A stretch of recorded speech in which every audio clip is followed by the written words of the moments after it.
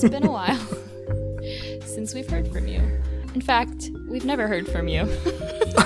That's true. We have had zero feedback for anything. I feel like this relationship is a little one-sided, and I've got to call you out. It's super codependent on our part, and I feel very guilty about it. Like I need to redefine my life choices. Oh, wait. You feel codependent? Wait. Toward the listener? Yeah. I don't feel codependent at all. I feel like they're not giving us anything. We're giving them everything. Maybe I don't understand the definition of codependence. I think codependence requires two people. Sure, right. But what I'm saying is we know they're out there, and we get nothing from them. Nothing! And we give, and we give, and we give, and we give, and we get nothing in return. Yeah. And that's what I want to talk to you about today, guys. You know, we just need to know you care. We just need to know that you... We don't need to know. I don't know. Ignore us. We don't care. Although this is a great... Now that we're both in the same country, this is a great opening to Josh and Kayla Nights. Nights. Where we can really get to the heart of the matter. You know? What was it? What did we say? Did I hate Futurama too much? You know, did we spend too much time talking about hair bras in the Xena episode? What was it? What drove you away from us? Yeah. And what can we do to bring you back and to really make this thing great again? Make America great again. Do I need to go to the gym, make my voice a little bit sexier? What are we talking about today? Yeah, okay, alright. So, hey, we're gonna do this thing where we talk about Gem. Do you guys remember Gem? It was a cartoon in the 80s. It was actually out before I was even born. But I was super into it because VHS and Blockbuster were things back then. They are not anymore. And it was season 1, episode 1 that we reviewed. And we're never gonna do it. We're never gonna talk about it. We're just gonna talk about talking about it. Yep, and it's your fault. Yeah, because you don't give us anything in this relationship. Right. I feel like you don't reciprocate all our love, and that makes us feel unwanted. You know, that makes us feel used. I didn't mean to make this so real.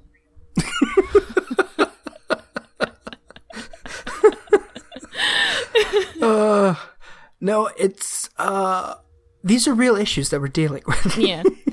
Whoa, Jem. Okay. So Gem was a cartoon in the 80s, like I said before, and it came out in like 85. Actually, I have the date. October 6, 1985. So it was almost literally 30 years ago. Like, that's crazy. In a couple days, it'll be the 30-year anniversary of this first episode coming out. Isn't that nuts? That is nuts. That's like 9 days before Back to the Future times. Mm-hmm. Yeah. Because they went from October 21st, 1985 to October 21st, 2015. Oh, they went to 2015. Yeah, because that's why I know about it, because it's this month. Wow. Which won't be relevant because it'll be past that time when this comes out. True. Yeah, that won't matter. But that's nuts. And also, the thing I was going to say is there's a live-action movie that's coming out this month, and it looks terrible. It looks terrible. It looks truly, truly awful. Yeah. So bad. So bad. And so we'll discuss our hate for that soon. Josh, what's your experience with Gem? 0% experience. Had you heard of it? In passing, I know I've heard Laura talk about it. Because Laura was born in 82. Mm-hmm. So it would have hit her demographic a little bit more than mine, because she is both a girl and old enough to watch it at that point. So do you know what network it aired on? It was syndicated. Oh, so it was never a network. It was always yeah cable and then straight to video. It was put together by Hasbro and Marvel. I saw and then another company that made other cartoon shows, and I think they just were like, well, they had this line of toys. They had this line of dolls that was like Gem and the Holograms, and I think maybe the Misfits too, and their car, the Rockin' Roadster, and and they basically went to the creator, what's her name? Max. Christy Marx. Christy Right, Marks. not Max. Mm-hmm. Christy They went to Marks. her and they were like, hey, we have these toys, make a show about them. And so she's the one who came up with like this whole like holograms thing and the backstory of everything. That's cool. Yeah. I mean, like, and it makes sense because she had been a staff writer for both G.I. Joe and Transformers, and those have been very successful. Question down. Well, I actually already knew that, like, because I'm a big G.I. Joe and Transformers fan, so I knew who Christy Marks was. Really? So when I saw her name, I was like, oh, okay. Wow, that is, I feel like that's really obscure thing to know. I know. I've watched a lot of Transformers, and most of it has been as an adult. So, like, I've done research into those properties. Huh. And so I just remember her name from that. Yeah. She went ahead and made it, and she had already had, plenty of writing credits beforehand, so they felt confident just being like, hey, make a whole show about this doll so we can sell it. Mm-hmm. Which is kind of dumb, and they sold, well, it's not kind of dumb. I mean, usually things don't go quite that way. Usually they come up with the idea for the cartoon show first, and then they try and make dolls out of it. But Well, they do now. I mean, they do now, but like way back in the day even before this, back in the day of radio, it was the other way around, right? Like it was, we have this serial or we have this whatever, and we're going to loosely base a whole drama thing around it to promote the whatever it is. We're going to make a show about a cowboy and an Indian to promote this line of whatever, or this line of toys that we want to do, or we're going to do it concurrently. We're going to produce these line of toys and make a radio drama about it, and it will be brought to you by K9 Crunchies or whatever it is. Yeah, that's interesting. I wonder. So when I was looking into this about the dolls and stuff, there's not a lot of information as to like the origins of like when whatever came first. It kind of sounded like they decided, let's make some dolls and then let's make a show about them. So, which is very similar to what was done in the 50s. Well, I think so that makes sense. It sounds like what was done in the 50s was they had a product and then they went and said, made a show. Let's make a show. Like, you guys make a show about this. But I feel like what happened here is more, let's make a product, and to promote that product, I feel like it was all conceived kind of at the same time. Sure. But they focused on making the dolls first, and then gave Christy Marks, creative license or whatever. But okay, so my experience with Jem is I watched it when I was about 8 years old. I know this because I texted my parents and asked them what time I was obsessed with Jem, because I don't quite remember. But so when I was 8 in the 90s, so the way I got into Jem was whenever my family would go to Blockbuster, I would get to rent one video, and so I'd always rent either Jem or Rainbow Bright. I was into both. What's Rainbow Bright? Rainbow Bright is... Sounds like a My Little Pony. It's really like My Little Pony, but she's not a pony. She's a girl. She's a little girl who makes color in the world. I don't quite remember. She makes color in the world, and she has a unicorn, and that unicorn trots around on rainbows, and she battles this guy who's trying to make everything black and white. Okay. And she has this little pygmy puff. I mean, it's not a pygmy puff, but it looks like a pygmy puff. And he's white, but he has red feet. And they go around on adventures. Well, that's cute. Yeah, it was cute. And so I guess I was into like female protagonists. I don't know. That's what I was into. And I really liked Jem. We'll talk about this, but I feel like I remembered it differently than it is, of course, because it was literally 20 years ago that I watched these things. Mm-hmm. Do you want to give like an overall feeling of how you felt about it, Josh? Sure. Yes. Before we get in? Yeah. It was... Oh, man. It's hard to explain because it was such a sense of... I wouldn't call it nostalgia because I was 3 when the 80s were over. Mm-hmm. So it's not like I'm an 80s kid or whatever, and it's my era. Yeah. But I have grown up kind of feeling very fascinated with the 80s as an era.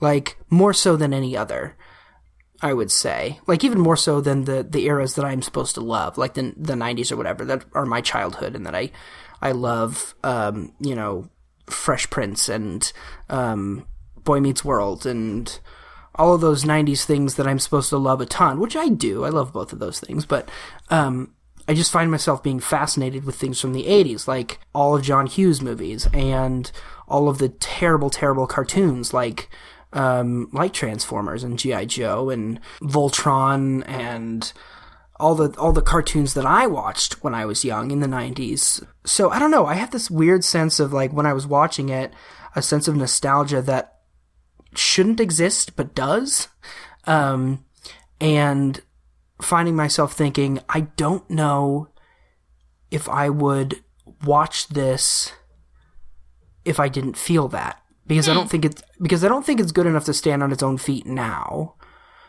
But with that sense of nostalgia and its very unique feeling and stuff that it has, it is very unique. I mean, you know what I mean? Like, it's a female protagonist in a weird situation who's taking care of herself and approaching challenges in a weird with holographic earrings. Yeah. It's interesting and it's weird, and it's like stuff you see coming out of Japan in the 80s and 90s. Oh, really? Oh, okay. Well, you know, like the premise is like not at all like it's super original. I mean, not like, airtight and like yeah, but very original. Yeah, very loose, very loose, and I really enjoyed it. I really, really did. The music, I think I enjoyed the least, actually. But like, I found it repetitive and very generic. But when you have to crank out 3 songs an episode, and that's like the thing that you do, I can understand how it would be. And like a lot of the music from the 80s, I'm very blah whatever about anyway. But other than that, I really enjoyed it as a cartoon, and I mean, it was incredibly strange in a lot of places, and just, you know, more plot holes than a lot of I know things. I know, like, well, and there was also like things that weren't exactly explained, I think, very well, or just like kind of mentioned in passing. Like, she says at the beginning, my father left us the music company and this foster home, right? And then she gets there and Eric has like taken over the company. And that was never really explained, that what actually happened was her father left half the company to her and half the company to Eric, which would have made a little bit more sense for why he was even able to be there at all. And there's also like, and I don't know if it was just the cut that you saw, because I should say we both watched this twice, but I watched 2 different versions of it. So I watched the version that you sent me, and I watched the version that I found. The version I found is actually a little bit shorter by about 30 seconds, but it has more stuff in it. Like, because the version that you watched has like this ending part that's like next time on Gem.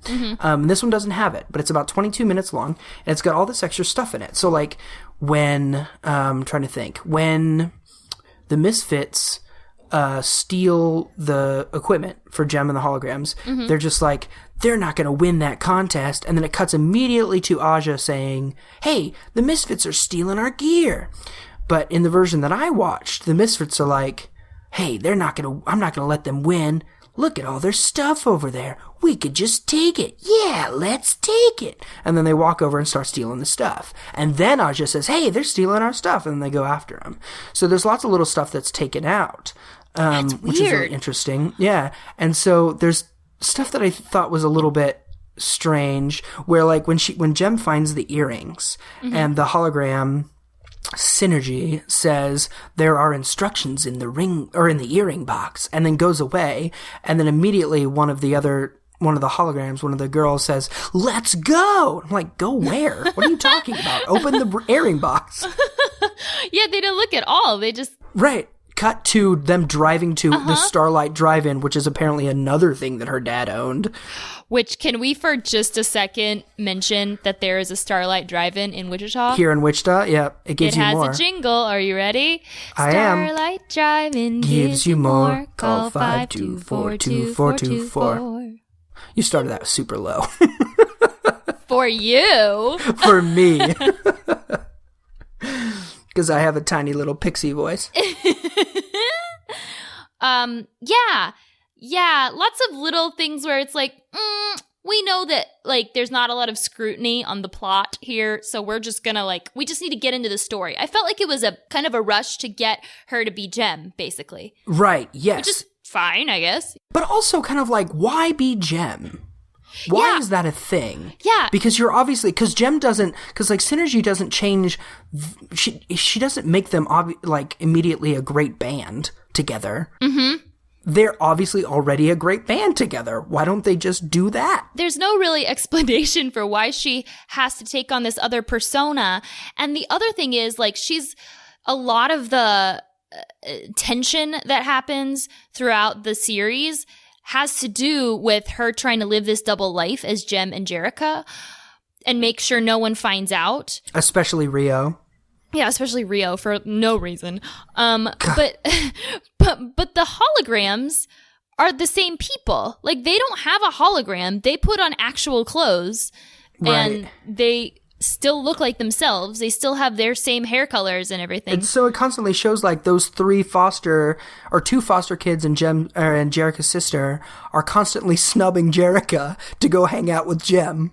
It's like, screw you, Jerrica, you stay at home. We're gonna go hang with Jem. Yeah, but I'm surprised that, like, the thing is, I'm like, why does no one notice, like, oh, you guys happen to also be international superstars and you hang out with Jem. Why don't you tell us who she is? Or, I don't know, like, why do you do that?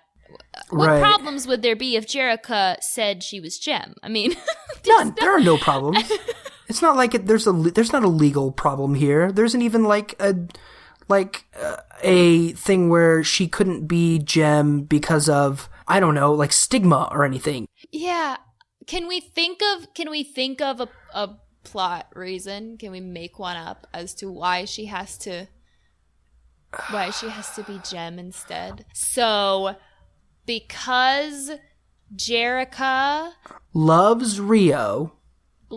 She Rio. doesn't want to bring him into the glitz and glamour of a life of a boyfriend of an international superstar and be relegated to arm candy. Because he's a down-home guy. He's a handyman. Mm-hmm. He fixes chandeliers. Poorly. And also very badly. And also, he obviously loves her because he's dyed his hair to match her outfit for the funeral.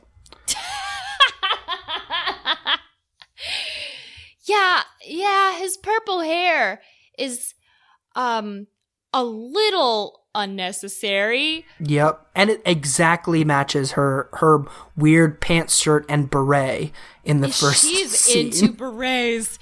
She's always wearing a hat, always. Which I like that. I like when ladies wear hats. Well, that's fine. I really liked how when she in this. So we watched 2 episodes. Surprise? I should have said that at the beginning. We also watched the next episode, which is called Disaster. So, I don't know, watch that too. Stop everything. Watch it. Go watch it. But she falls in front of this bulldozer, and she has, like, this big, like, long-brimmed white hat on. It's a big old My Fair Lady hat. Yeah, and she gets thrown, like, 5 feet into the air and falls in this pile of dirt, and this out of control bulldozer is coming to scoop her, and Rio like knocks her out of the way or something, or goes to pick her up, and throughout this whole ordeal, her hat is securely on her head. You can't see, but it's got one of those like clear football chin straps. I was just thinking she has very securely made hats. Like, she gets them specifically tailored to her exact head dimensions. So they the bow that goes around the top of the hat isn't just a bow. It actually cinches it tight around her head. Yes. The hats are important to this girl. But not to Jem. Right, because Jem doesn't wear hats. She wears big old hair. Big old pastel pink hair. And I've been trying to research the best way. Big old Dolly Parton hair. Yeah, to get my hair like that because I'm being Jem for Halloween. Basically what you just need to do is go out and buy a wig tailored for Jareth from Labyrinth, and you got it made. Yeah, but it has to be pink. Well, you dye it pink. I think I'm just gonna spray my hair pink. And hope you could also get a Tina Turner wig and dye it pink. That would work as well. Yeah, but also I don't want to spend money at all. So dye your hair pink. Oh, man. I meant spray. I don't know. I don't know about hair. I won't hold that against you. Thanks.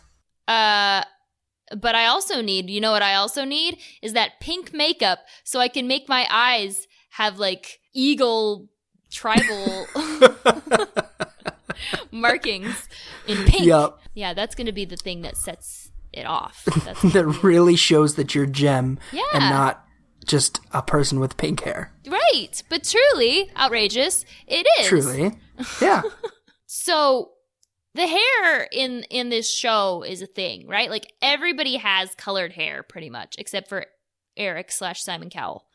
So right. So it's a little bit like Doug Funny World, where everyone is a different color. Yeah, kind of. And the rich movie producer. Oh, right. Because is very straight, clean cut. Clean cut man. I've got a very serious mustache. That's how you know I'm serious. Also, I'll just throw in my mansion in this contest. Right. Yes.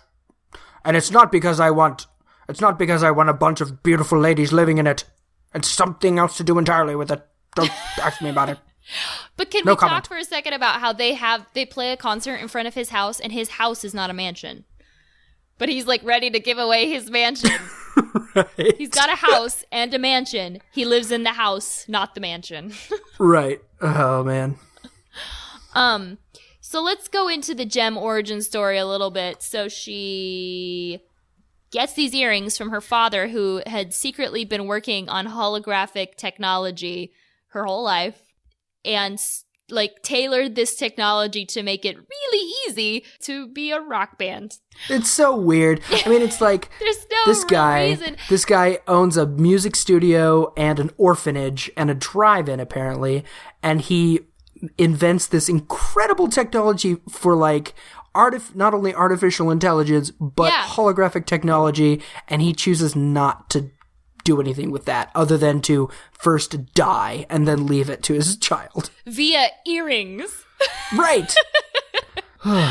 Like how, man, Jerica just never listens to anything I say. She never reads any books. She's such an idiot, which is demonstrated in the fact that it took her cook telling her that, oh yeah, you have money in this record company that your dad left you, and that's how you can pay to make sure we have electricity in our foster home.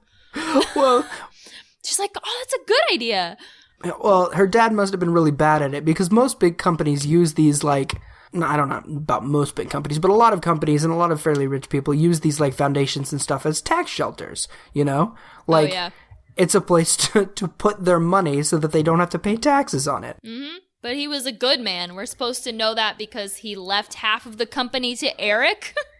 Right, exactly. Which, can we talk for a second about how Jerica responds to Eric, like, the first time we see him compared to the second time we see him? Yes, it was like night and day. Yeah, she's like, thanks very much, Eric. Rio means well, even though he's a jerk to you for no reason. And then next we see, she goes to confront him at the record company where he is allowed to be because he owns half the company. And she's like, Eric, you can't get away with this. When with all he's trying to get away with is making the company do his job. Really powerful. Right. Like, he's like, I'm going to make this the most successful record company in the world. She's like, you can't do that. How dare you? Like, she's so quick to fix judge. My orphan house. I mean, if he would have said something, they should have given him some sort of line to be like, I will give you no money for the for the foster home. Right. I want it all for the company so I can be Yeah. rich. That's fine. Then you're a villain. But he really still hasn't proven that he's a villain. And also, there's also no reason really, till we get to the second episode, to hate the Misfits. Like, right.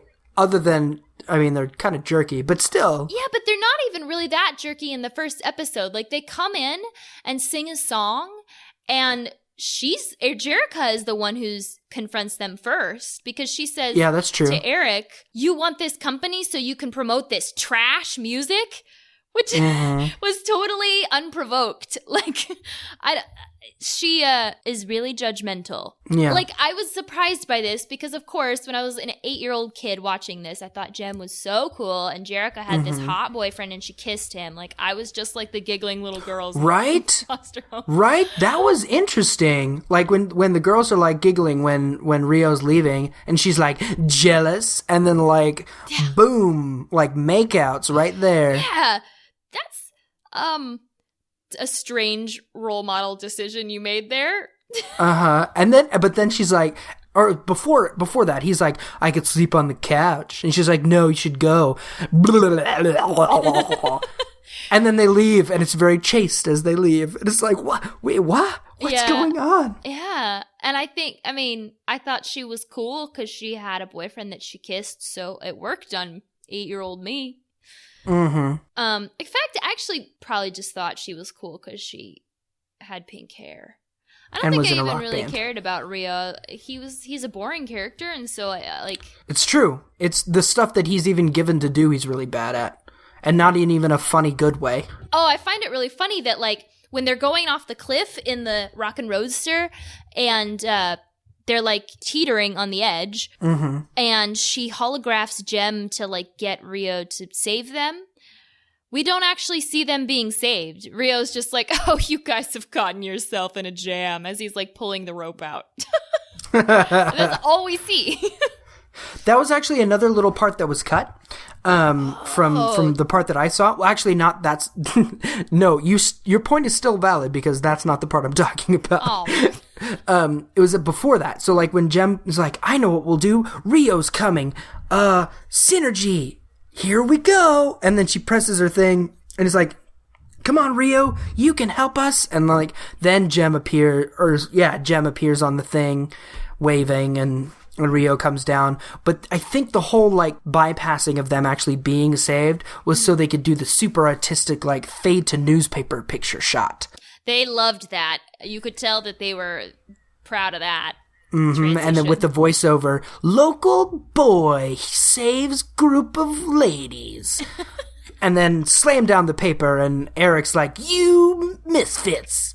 You gave them publicity. Which actually, right. I like the publicity wars. That actually continues in the next episode. They've got this competition going on, and I like that storyline where they're each trying to do like outrageous things to get publicity. Because the holograms in the next episode, they're like, well, let's play a concert in front of this guy's house and tell him our at 7 a.m, apparently. Yeah, our foster place burned down. Please let us sleep in your mansion.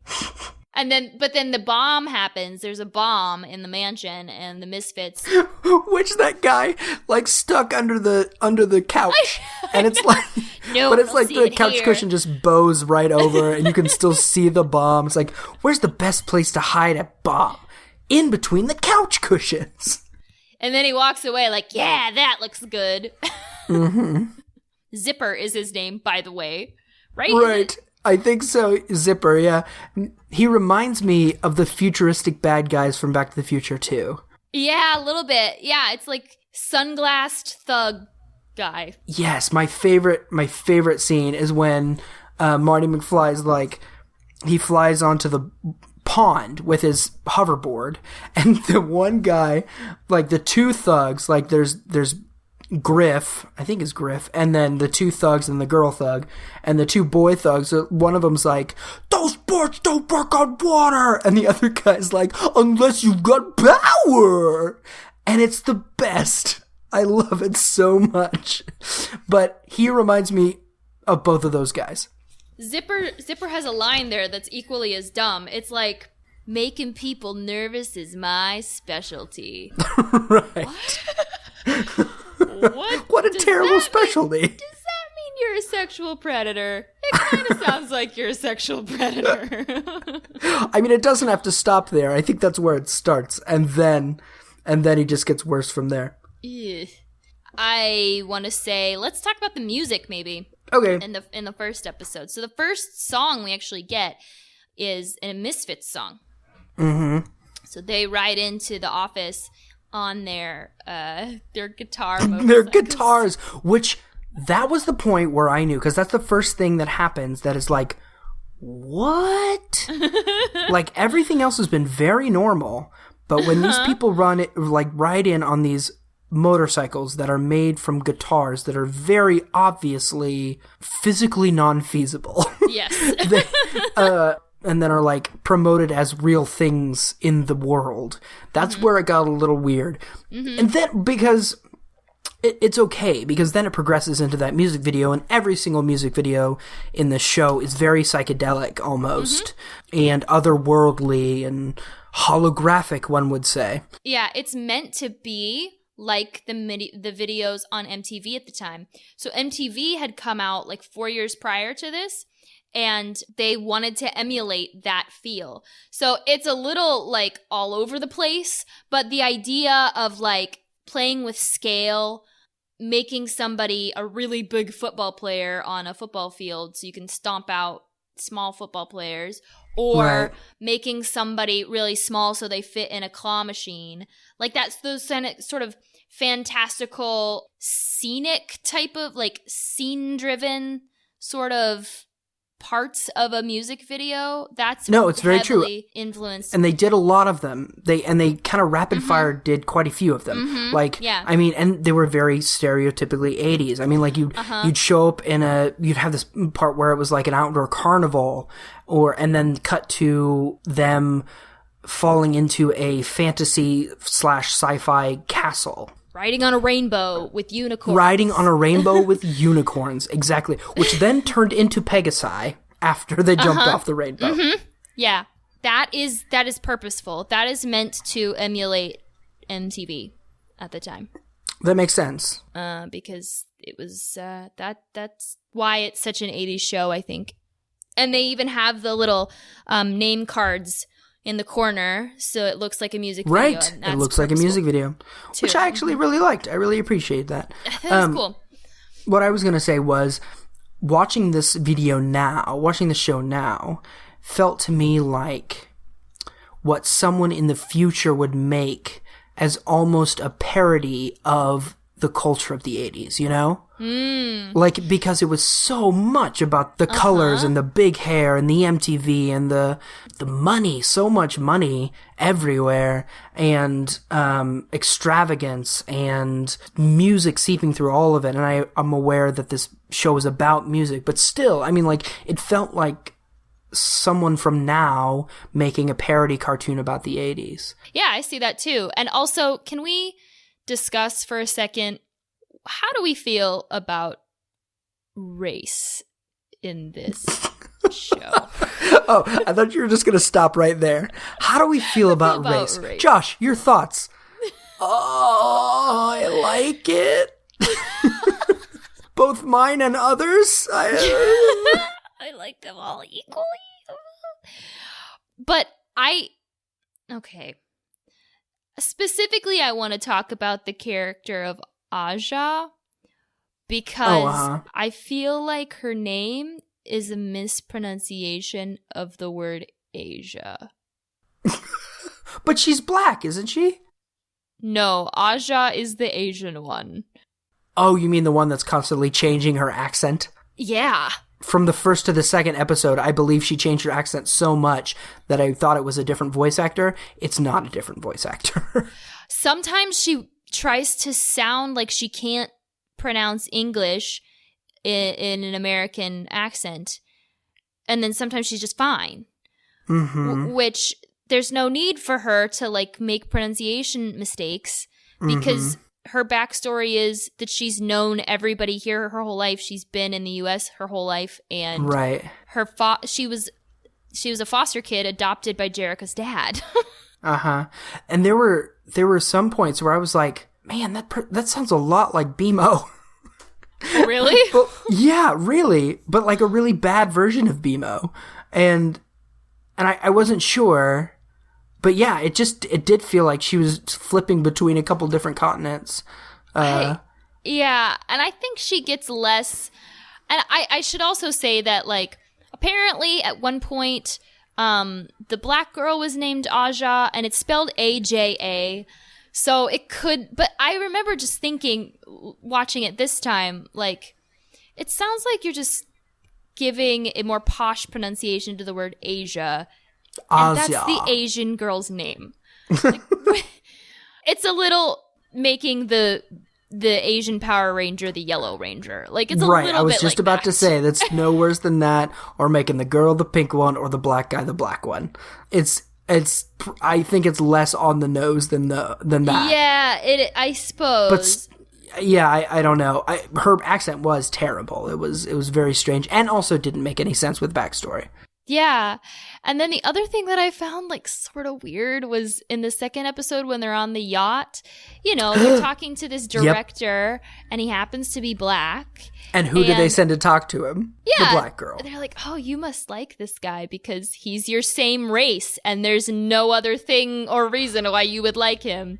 Or you should, like, you'll get better results if you're the one who talks to him. But then he won't listen to us. And then they sit down. Girls. I want to cut, like, to something a little bit different, not talking about race and talking about weird sexual undertones, where she's like, we're like, well, we don't really have anyone, we're not really affiliated with the label, and he's like, oh, you don't have any money at all? No, not really. Oh, we can take care of that, as he touches her cheek. Yeah. Oh, gosh. And then cut away immediately. Not explained. Not like, we can find someone. We'll hook you up with a label. We'll blah, blah, blah. We can take care of it. I've got this weird couch over here. Yeah, and he's a director. Right? It's very weird, but I don't know if that turns into something in the next episode. I don't remember, because it might, you know? Like, it might turn out that guy is a total creep, and that's a plot point. Mm-hmm. I hope so. I hope we're not supposed to just, like, continue going on with our lives, assuming everything worked out over there. And that, Shayna is okay. Yeah. Is Shayna the one, and I was reading a little bit about it, Shayna's the one that, like, leaves, and then they get a replacement, right? Mm-hmm. For a while. So she leaves because she gets really into fashion design, and that's when they find Raya, who is a Mexican-American, and she is on the drums, but then Shayna comes back, and so they have Shayna on bass. So from what I understand of this... Isn't Jem's sister the bassist? No, Jem's sister plays keys and synth. Oh. She's the one with the red hair. But that means that as they are now in these episodes that we watched, they have no bassist. They don't have bassist. Yeah. The synth probably takes care of it. It's the 80s. It's true. And also, let's just talk about how Shanna plays the drums, and they are definitely electric drums. They are. They are just weird, like, hexagons just on sticks. Which apparently was cool in the 80s. Right. My goodness. You were talking about Shanna gets into fashion. Can we just cut to fashion real quick? And how... My goodness, the fashion. I love it. I love that they don't ever have Jem in, like, a uniform. They always change her outfit for every concert. That was going to be one of my points. Her outfit is one of the only ones that does change every time. It's true. A lot of the other people are identifiable as themselves because of both their hair color and their clothing. Like that's what you get when you get these cartoon shows, when you don't have real people, when you don't have real faces to lock in on. You have to identify people by clothing and by voice.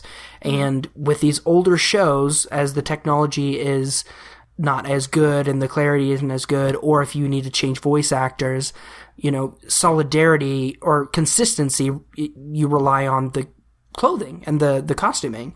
But with Jem, they switch it up, and that was really interesting. Mm-hmm. I was glad for that. And that keeps happening, so that's cool. I'm also glad for that so that I don't have to have an exact copy of her outfit when I dress up like her for Halloween. It can just be whatever. It just has to be very Jemmy. And I also really like how, so Jerrica's clothes change too, and whenever Synergy projects Jem onto her, it always is her outfit just a little bit more, rock and roll. So it like takes the pattern of her shirt or whatever, but like changes the way it fits or something. In the second episode after the fire, when they're going to go to What's-His-Face's house to play the concert, she's wearing just like a long button-up man shirt and like a blue like denim as man her pajamas, shirt. yeah. Yeah, and then Synergy changes it to a sundress or something, like a blue sundress. Mm-hmm. And that was cool. I like that. And that was when I did notice that Synergy makes it, just a little bit more extreme. Yeah, because Jerrica knows the fashion. Mm-hmm. She's got the hats. She's got the stripes. She's got the looks. Synergy's got the brains. She is truly... They should make lots of money. Yeah. Outrageous. Yes, thank you. So we were talking about the music. The Misfits song is fine. I think that they don't put as much into the Misfits songs because they tend to be really repetitive. Like, especially, can we talk about the Making Mischief song that happens in the second episode? Yeah. Literally the words are, making mischief, we're making mischief, we are making so much mischief, we're making mischief. Right. Like, it's not clever. Not clever. But I mean, they're doing that on purpose, right? They're making them the antagonist and the rivals. They have to make them not as good musically. I don't know. I think, they get their own music videos. Okay, so the first song they sing is Out of My Way, and they're like circling around Jerrica in their little music video. And their song is fine.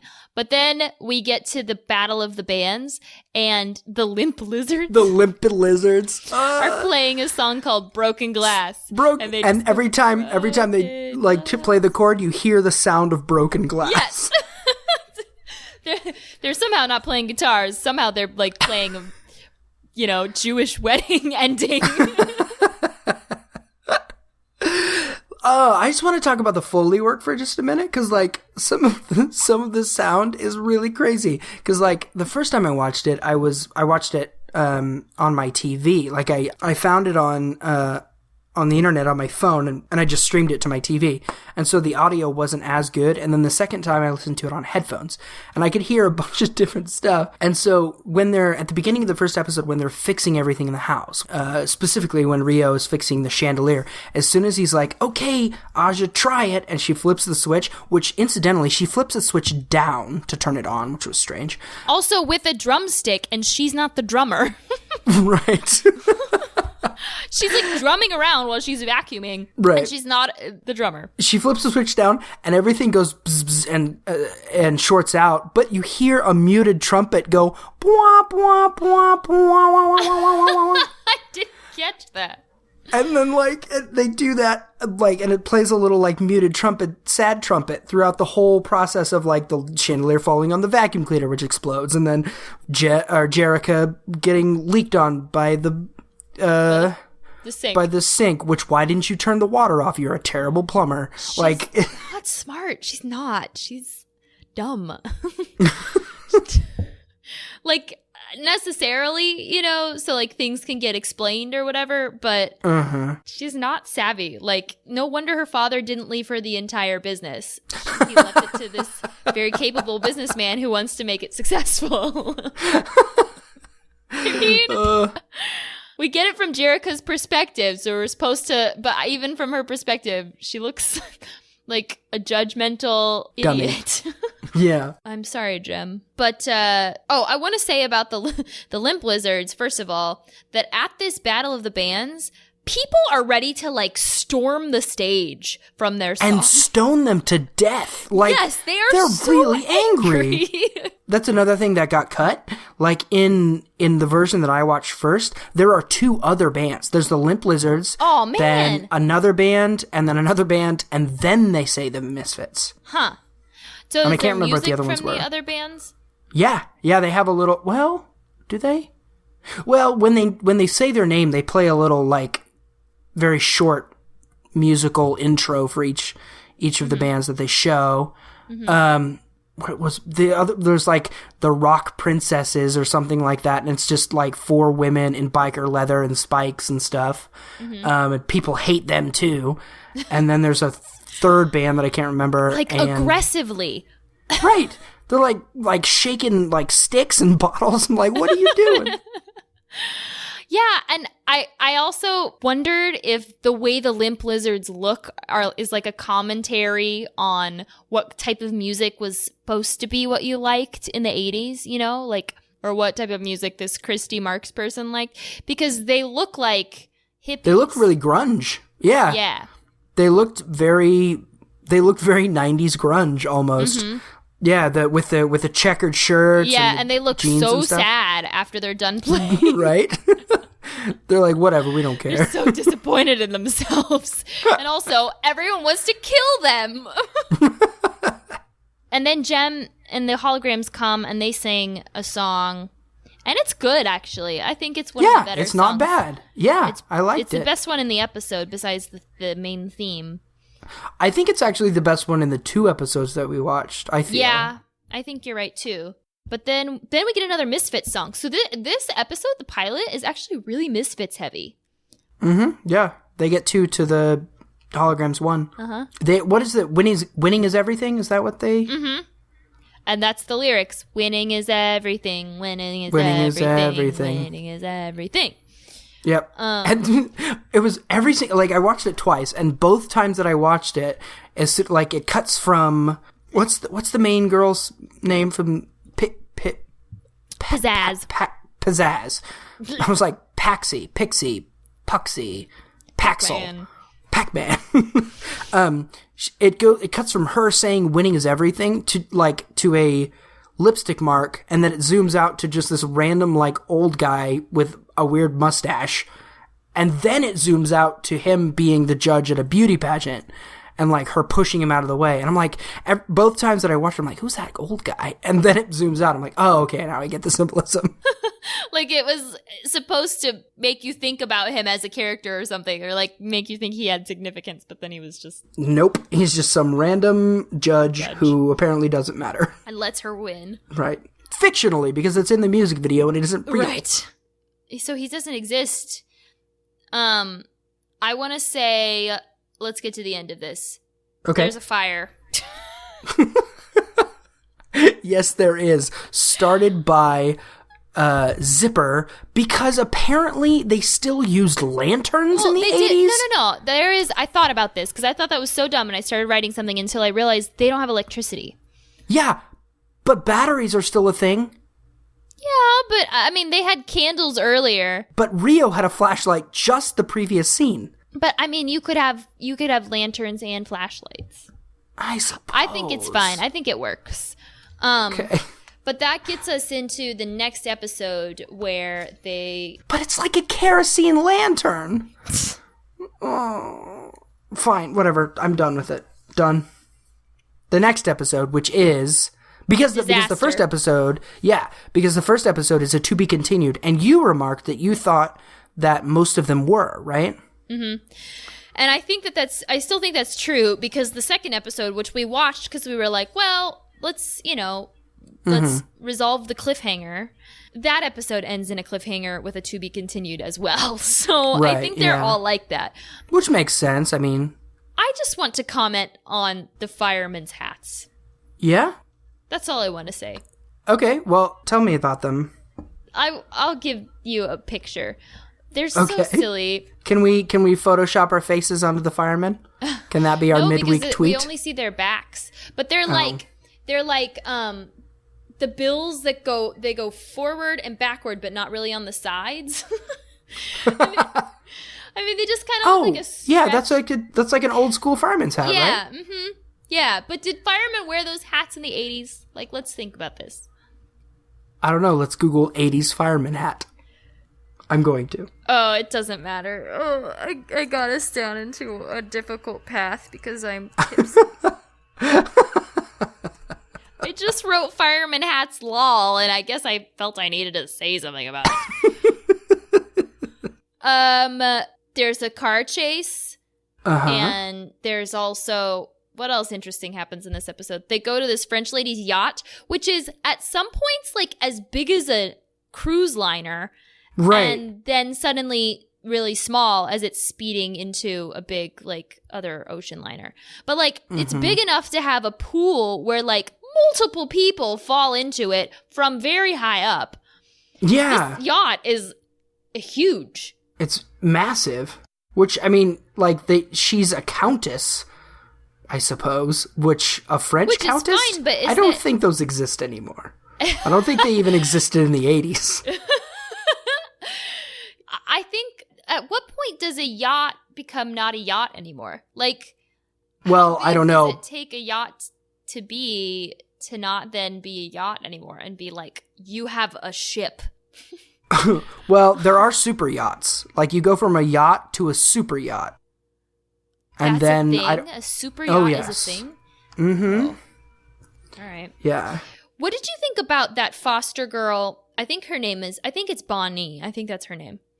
B-O-N is her first name, and then N-E-E is like her middle name or her second first name or something. Bonnie. I don't know.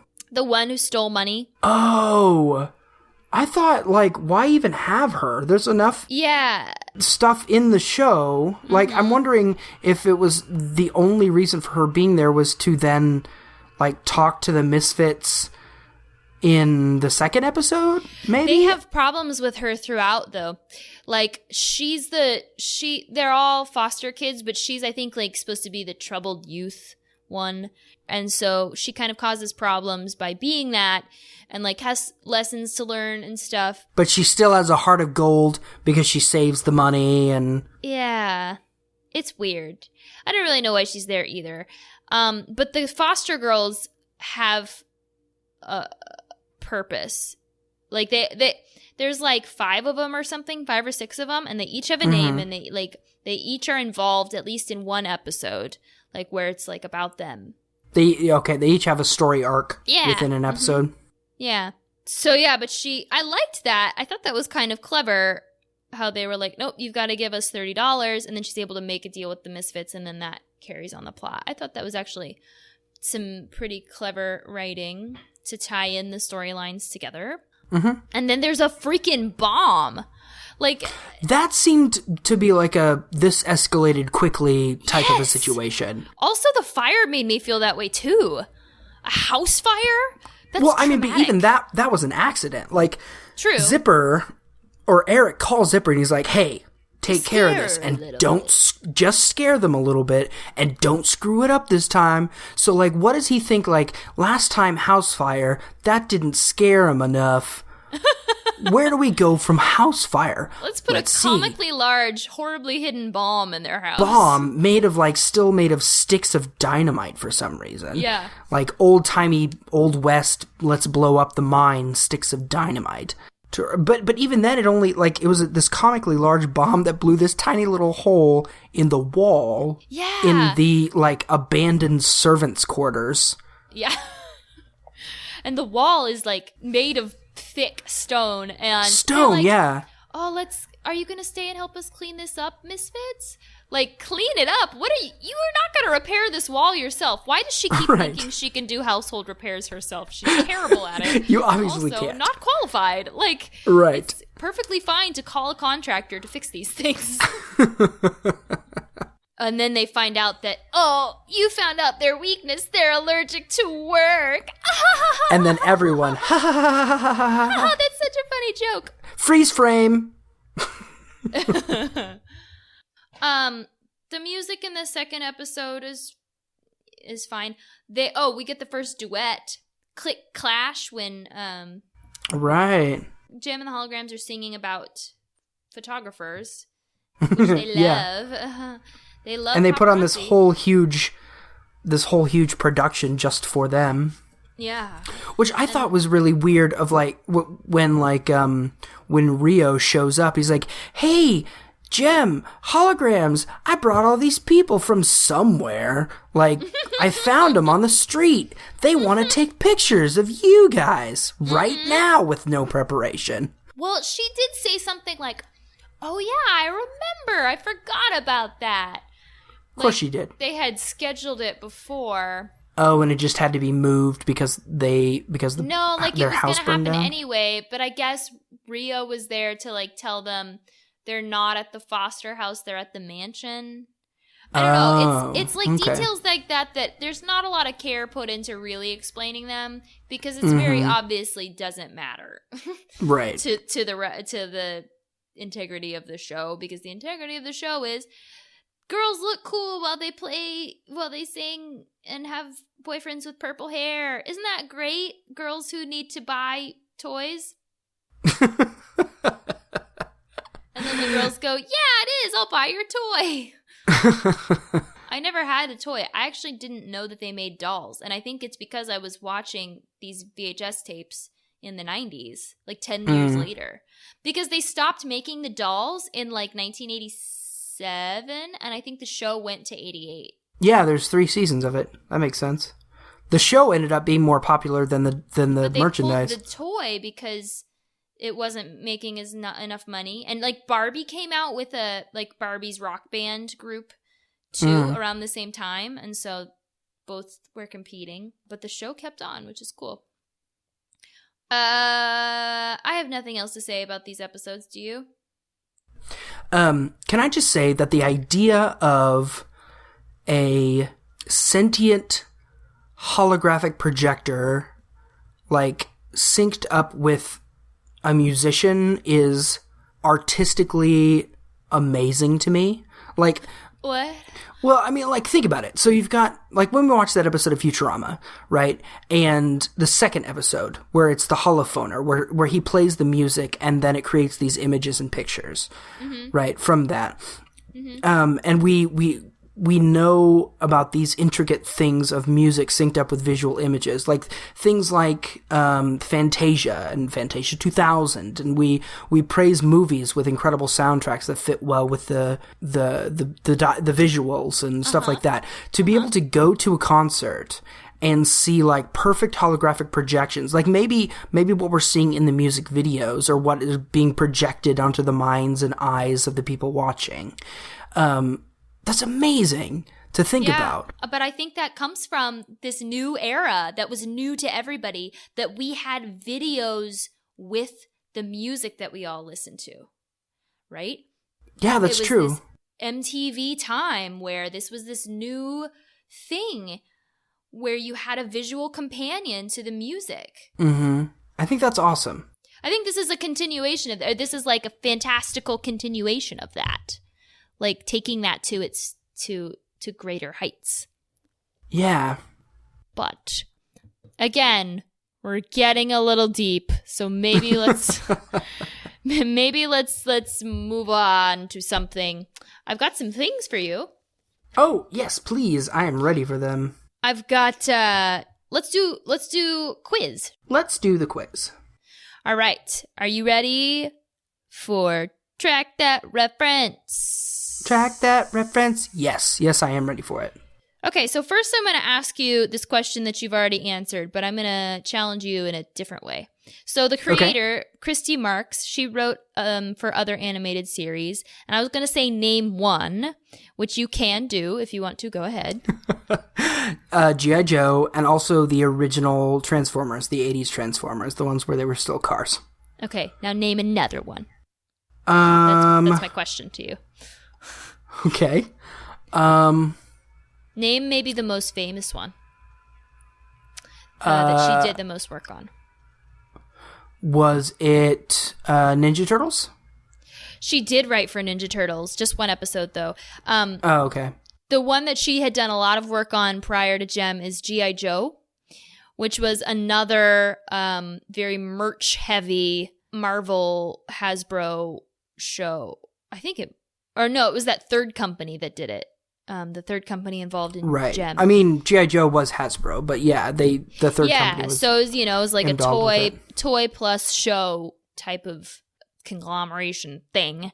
Mm-hmm. She wrote a lot for that. So, there, you learned a thing. She also wrote for Spider-Man and Spider-Man and His Amazing Friends. Oh. Yeah. I didn't know that. Cool. All right. So what is the name of the newspaper that Eric reads when he's talking about Rio rescuing the girls? The Yellow Rag.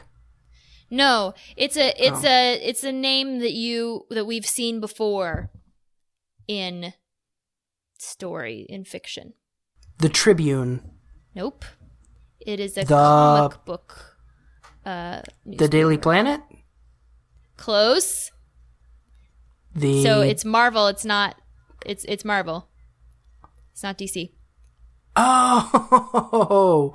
No, why can't I remember that? It's the one that Spider-Man works for. Yeah. J. Jonah Jameson and the... I can't remember. What is it? Daily Bugle. The Bugle, of course. The Daily Chips on Your Fingers. Oh, yes. The witch finger chips. Yes. Witch finger chips. I always used to put them on my fingers. We're talking a lot about my childhood in this episode. I always used to put them on my fingers and be like, witch with creepy points. Oh, I was a scary monster when I did it. Did you ever stack them, a bunch of them, on your pointer finger? Get them? Yeah, I did. I tried to get them as high as I could before they fall over. And then you'd crunch them down. Yep. So, next question. Okay, you can get this one. What video game has an achievement that is a gem reference? You say I can get this one? Mm-hmm. Do you know how many video games there are? I do. I also know you've played this one recently. Minecraft. Recently. No. Borderlands. Yes. Really? What's the achievement? Truly outrageous. Do you know what you do? No. Oh, okay. I just know that the achievement is called Truly Outrageous. That's cool. Is it the first one or the second one? I don't know. Does it just say Borderlands or Borderlands 2? It just said Borderlands. If it's the first one, I didn't play that one as much, but... Okay. Cool. I should have thought about that because I knew you were playing the most recent one. But anyway, yeah. That's awesome. It's cute. I liked it. Yeah. Here's the last question, and this is my favorite one. I really liked this fact. Who are all the holograms' last names from? They're from different people that all have something in common. And I can tell you their last names if you want to know. Sure, yeah. I mean, like, the Gem is Jerrica Benton? And her sister also is Benton. Benton, right. And then there's, I think it's Aja is Aja Leith, Leith. And then, Shayna is Shayna Elmsford. Benton, Leith, and Elmsford. Are they all trees? No. They're all people. They're named after people. Oh. They're all named after musicians? No, but that's kind of on the right track. Not really. No, not at all. So they... You're right. False. You're right, except not in any way. They're all scientists that were working on holographic technology in the 80s. Oh. Isn't that cool? Yeah, that is cool. I really liked that. I mean, they obviously didn't do very well, otherwise we would know who they are, but still, that's great. She I guess looked that up and didn't even have the internet to help her and picked out those names. So that's my quiz. Good job. It was a good one. I didn't do very well. You did fine. All right, thanks. Do you want some YouTube quotes? I do. I do want some YouTube quotes. All right. Let's get you some YouTube quotes. So a lot of what people had to say on clips from YouTube of this cartoon were complaints of the live action movie that's coming out. Everyone hates this preview for the live action. Of course, yeah. This trailer. Especially people that like the show, because in the live action trailer, there's no mention of synergy. There's no mention of like hologram technology at all. I don't think Rio is even in it. There's no Misfits. Or maybe there is. Maybe there is Misfits. I think someone told me Kesha was playing Pizzazz, which I found funny. Oh, gosh. I mean, she's got enough glitter in her system that it should work out just fine. But it's just like the whole story is changed and it's dumb. So Queen Epic Story says, Dear Jem, I'm so sorry for this movie they made of you. You will live on in our heart. R.I.P. to the 80s. That's great. This one we might have to cut out. Just tell me if you think it's too creepy, okay? Okay. It's by someone called My Little Discolite. And this person says, this is much better. I remember watching this with the girl next door as a youth. I also recall sniffing her jelly shoes when she left the room. Eventually, she let me sniff her feet properly. I'll always associate this theme song to sniffing girls' feet.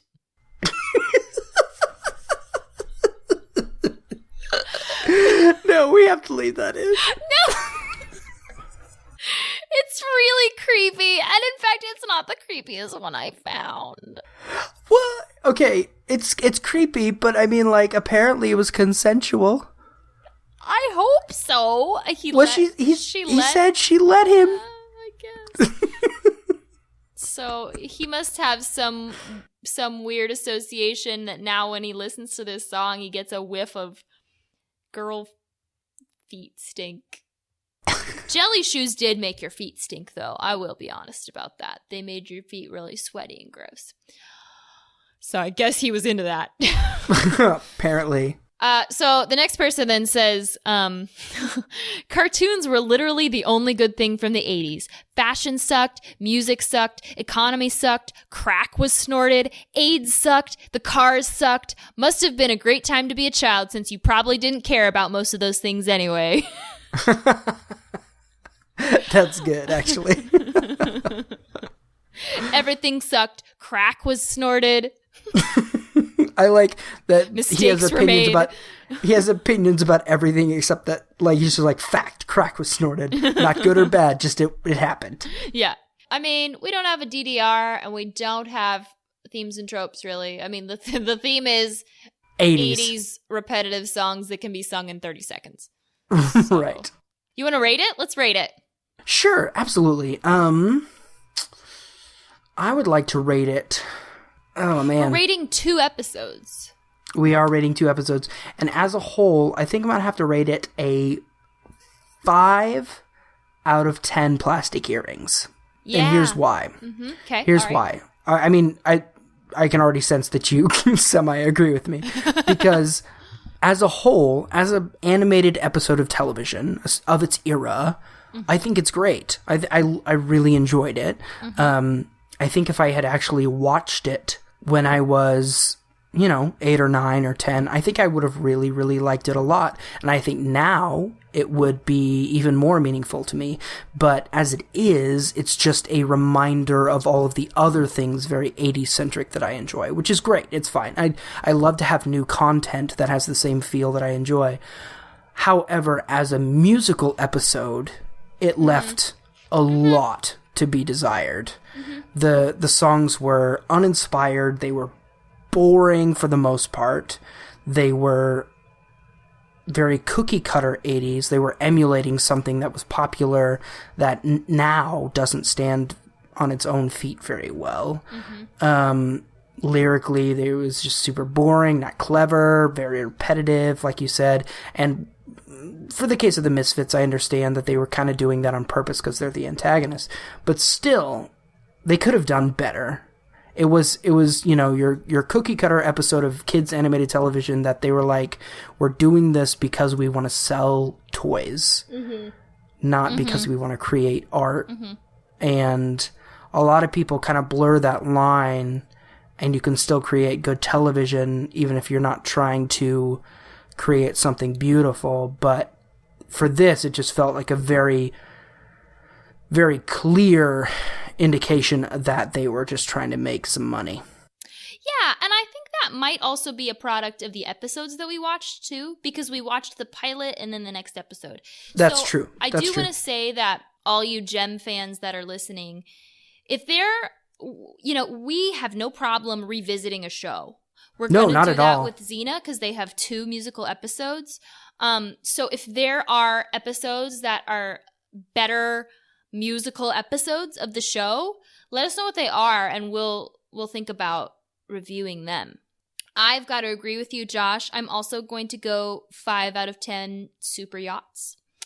And I agree for the same reasons. There were 3 songs, but they were really short. And again, you just like you said before, you can't put a lot of thought into these songs. They literally, over the 3 seasons, there are 151 unique songs. Right.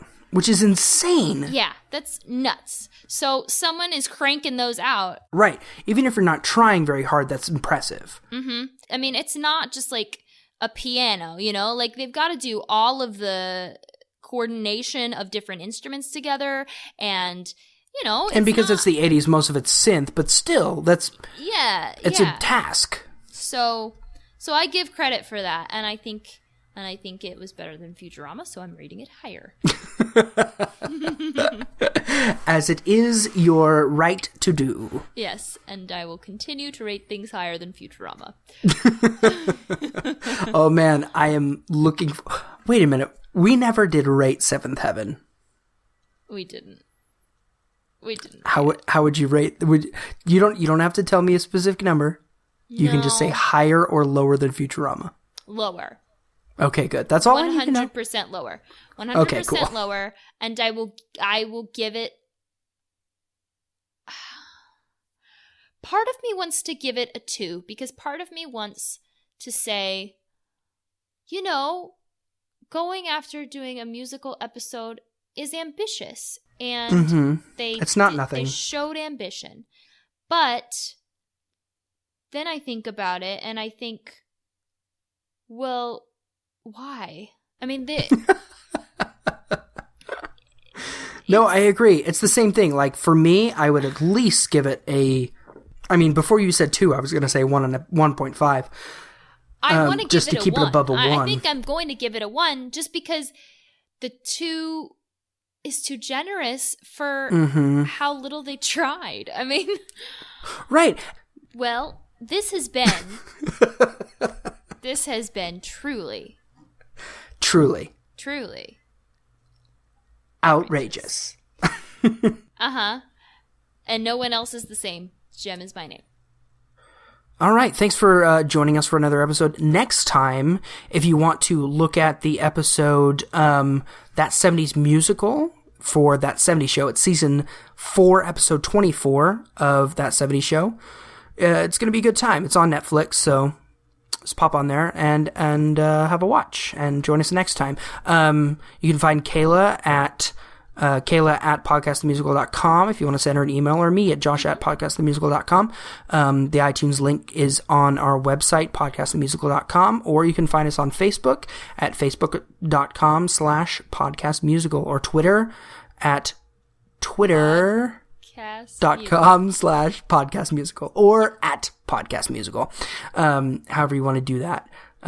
Stream us on the website or find us on iTunes. Our RSS feed is in there as well. Consider leaving a review because of this whole talk we had, I feel like now we're in a little bit better place, but I just need you to show it, Yeah. We come 90, you come 10, as the great romancer Hitch once said. Yeah. I am at VixKayla on Twitter if you want. And if you want to look at me on Twitter, then do the work, dummies, because I'm not going to tell you. Calling you out. Yeah. Although if you want to go on Instagram, it's Josh Rhodes on Instagram if you want to see pictures of my cute baby. Bye. Yep. Bye.